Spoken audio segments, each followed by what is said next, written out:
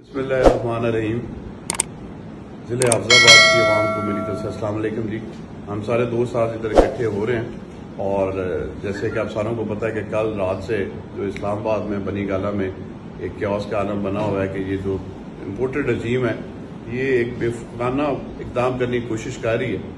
Leadership के जो भी उनका हुक्म होगा उसका वेट कर रहे हैं। हमें बताया जा रहा है कि जी हम आपको बताते हैं कि आपने इस्लामाबाद आना है या अपने हल्के में एहतजाज करना है।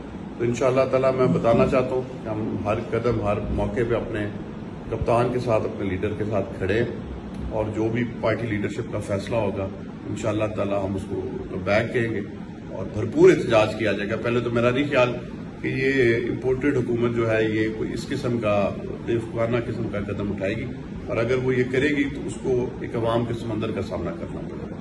शुक्रिया। बिस्मिल्लाहिर्रहमानिर्रहीम।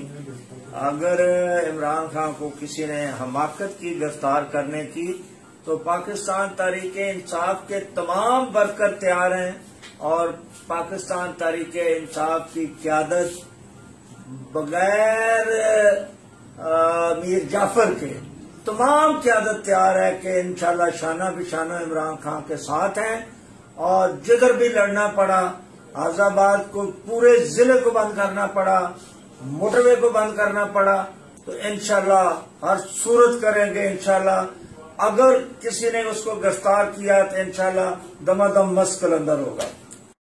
बिस्मिल्लाहिर्रहमानिर्रहीम।